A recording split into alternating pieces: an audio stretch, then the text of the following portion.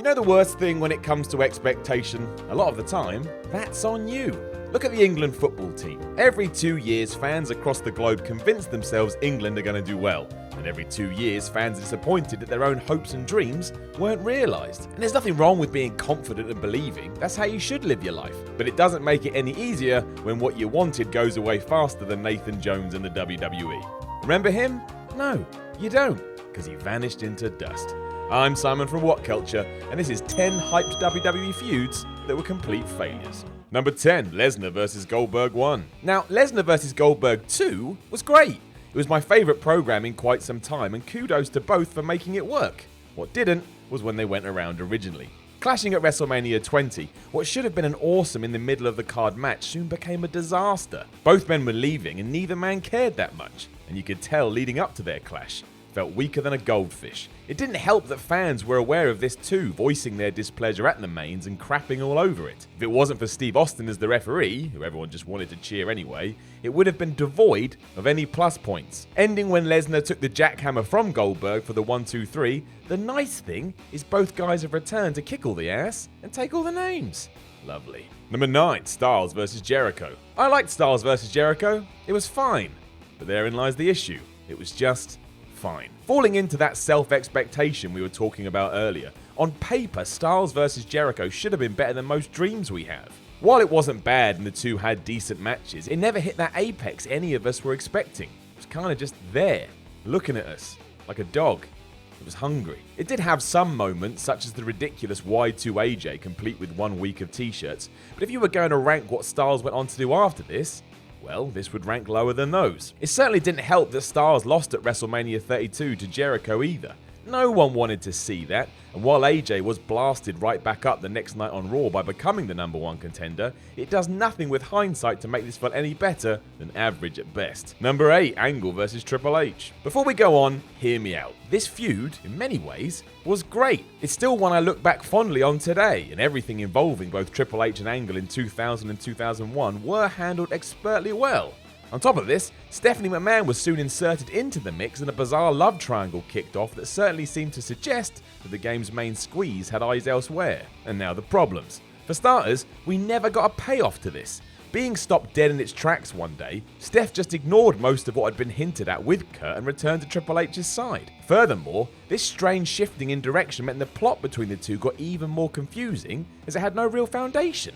Just kept freaking out every few weeks. The matches were good. When you look back today, it kind of all feels like a mess. Number 7, Orton vs Wyatt. I really don't know what happened with Randy Orton versus Bray Wyatt. Ever since Wyatt won his first ever WWE Championship at Elimination Chamber and got involved in a slow burn angle with the Viper, things seemed great.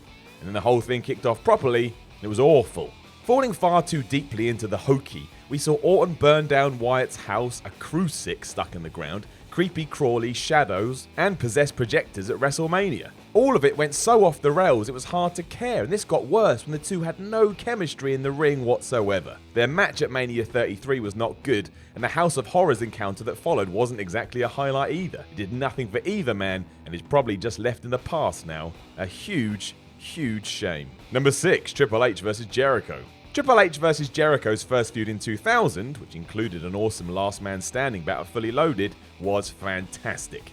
This is probably why WWE went back to the well in 2002. Unfortunately, sometimes lightning doesn't strike twice. Arguably struggling because of how good round 1 was, Jericho was the first ever undisputed champion and Triple H was coming back from a torn quad, winning the Royal Rumble in the process. That set up the match for WrestleMania 18, and then everything hit a brick wall. It didn't help that Stephanie McMahon was once again inserted into the mix, mostly because it felt so forced, and reduced Jericho to an almost bit player in the feud. As talented as Steph and Hunter are, no one wants a Mania program based around that. Then the two got screwed further when The Rock and Hulk Hogan sucked all the energy out of the crowd that night. It made the main event feel limp, a fact that was banged home when Triple H absolutely mullered Jericho that night and at Judgment Day 6 weeks later. It didn't work, and it didn't live up to any of our expectations. Number 5, Punk vs Taker. CM Punk had one of The Undertaker's greatest WrestleMania matches. No one can take that away from him. Their initial feud in 2009, however, was a flop.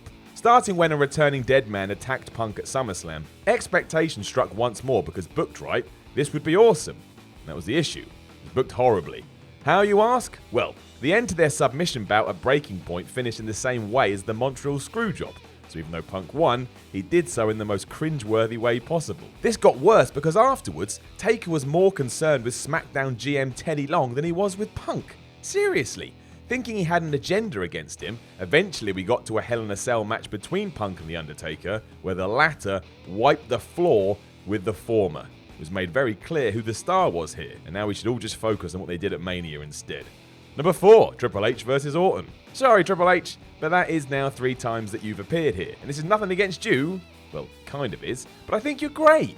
It's just that none of these worked out, which is strange, because Orton and Triple H's 2009 feud was exceptional in many ways. A storyline based around Randy being a proper psycho and tormenting Triple H in the McMahons. He even punted Vince in the head, RKO'd Stephanie, kicked the crap out of Shane too. There was legit emotion here. Using Triple H as the foil to stand up against the man who hears voices in his head, the problem was the match they had at WrestleMania 25. Everyone just wanted to see Triple H rip Orton to pieces for what he'd done over the last few months.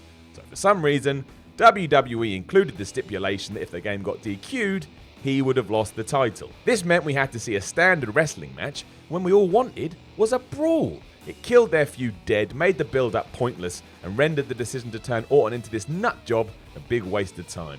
Number 3, Barrett vs Cena.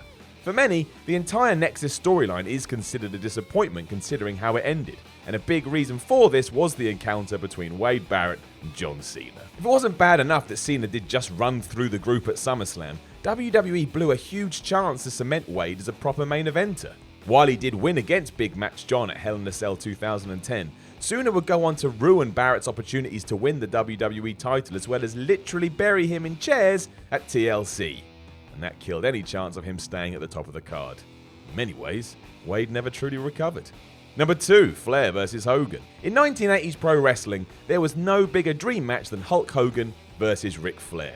Essentially the WWE's best going against WCW's best. It was like Batman taking on Superman or Mario going after Sonic. That's why when all the pieces of the puzzle came together in 1991 after Flair left WCW, everyone thought magic was coming too. Instantly going into build mode, the lines were blurred when WCW champion Flair did start telling WWE champion Hogan that he was the real world champ. The two even went at it in house shows across the country, seemingly setting up a proper match for WrestleMania 8.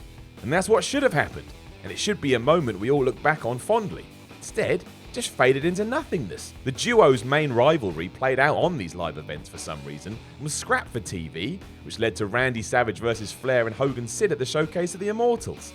That is madness. Number 1, WWE vs The Alliance. Leading on from number 2, the WWE vs WCW should have been the biggest thing to ever happen in pro wrestling. That's not an exaggeration either. Nothing should have been bigger than this, even today. It should have ruled everything. It didn't. The main issue was that none of WCW's big stars signed for the WWE until after this was over. Hogan, Nash, Hall, Sting, Flair and Goldberg all came in after the fact, leaving the invasion to be performed by mid-carders, some of which WWE fans didn't even recognise. It's not exactly threatening. To try and balance this out, WWE talent was hurled into the Alliance pool, watering the whole thing down even more. No one ever thought that WWE may lose this, meaning it was all pointless.